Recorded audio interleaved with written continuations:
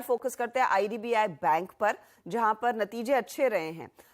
ब्याज आय और मुनाफा दोनों बढ़ता हुआ दिखाई दिया है। एसेट क्वालिटी में भी हमने देखा है सुधार नजर आया है, और मार्जिन्स आप गौर करें तो 5% से बढ़कर ये 5.8% पर आ गए हैं। अब आगे के आउटलुक पर डिटेल में बात करने के लिए कंपनी के एमडी और सीईओ राकेश शर्मा हमारे साथ जुड़ रहे हैं। शर्मा जी, एसेट क्वालिटी के साथ ही मैं शुरुआत करना चाहूंगी। ग्रॉस एनपीए में सुधार देखने को मिल रहा है। कहां से इंप्रूवमेंट आती हुई दिखाई दी है, अगर इसका एक अंदाजा हमें दे सके?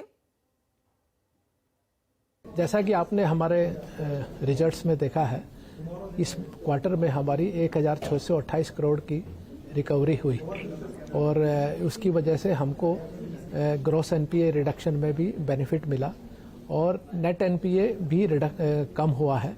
इसके अलावा हमने 770 करोड़ का एक्सीलरेटेड प्रोविजन भी किया, तो इसलिए हमारा जो नेट एनपीए है वो 0.92% से कम होकर 0.44% हो गया, और प्रोविजन कवरेज रेशियो जैसा कि आपने देखा 98.99%, ऑलमोस्ट 99% हो गई है।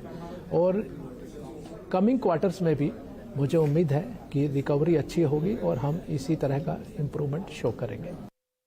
इस क्वार्टर के लिए प्रोविजन के आंकड़े क्या थे, और लार्जली आपका प्रोविजनिंग कवरेज रेशियो कहां पर खड़ा है? प्रोविजन जो है इस क्वार्टर में 98.99 प्रोविजन कवरेज रेशियो है। अगर आप हमारी स्लिपेज रेशियो देखें तो नेट एनपीए स्लिपेज 1.16% है, जो कि हमारे जो हमने एस्टिमेट किया था कि 1.75 से कम रहेगी, उससे काफ़ी कम है।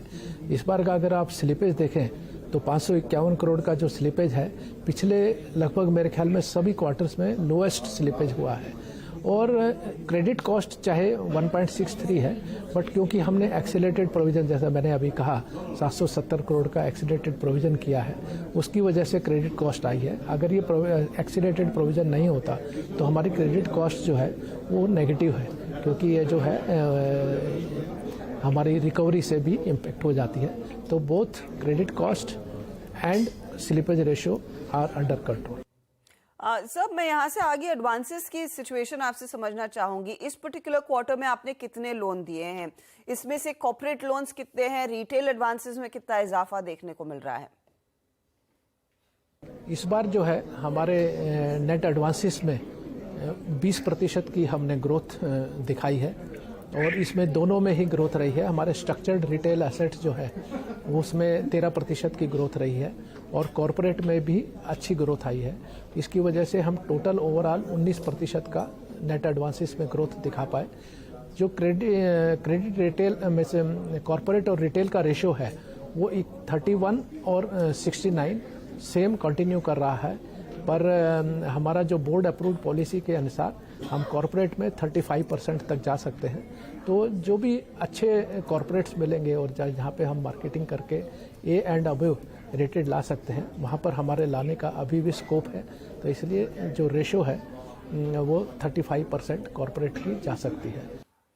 सेगमेंटली आप कह रहे हैं ऑफ कोर्स कि आगे और इजाफा बनता दिखाई देगा और लोन्स देंगे, लेकिन रिटेल बैंकिंग, कॉर्पोरेट और ट्रेजरी सेगमेंट के अगर आप ब्रेकअप दे सके, किस तरह का परफॉर्मेंस या फिर किस तरह का कंट्रीब्यूशन आ रहा है बिजनेस में?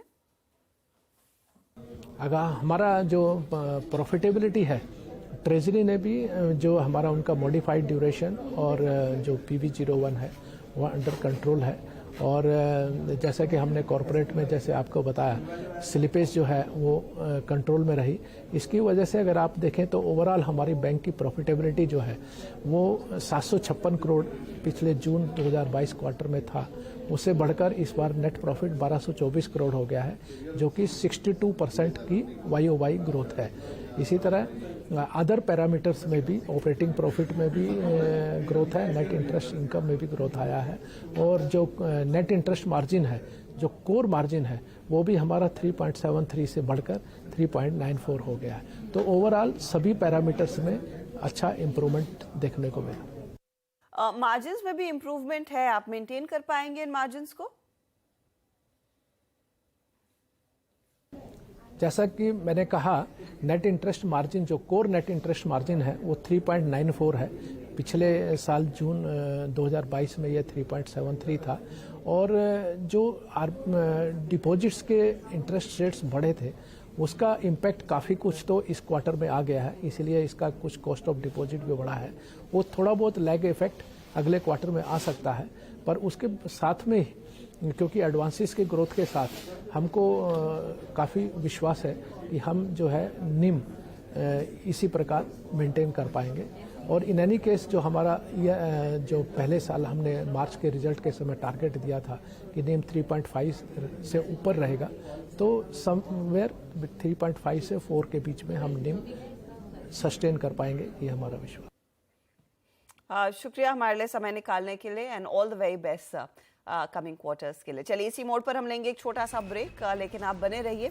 ब्रेक के बाद एक बार रीचेक करेंगे हमारे जानकारों के पोर्टफोलियोज को और उनका कितना कंट्रीब्यूशन अपनी प्रॉफिटेबिलिटी को और बढ़ाने में, उसका भी जायजा आपकी स्क्रीन पर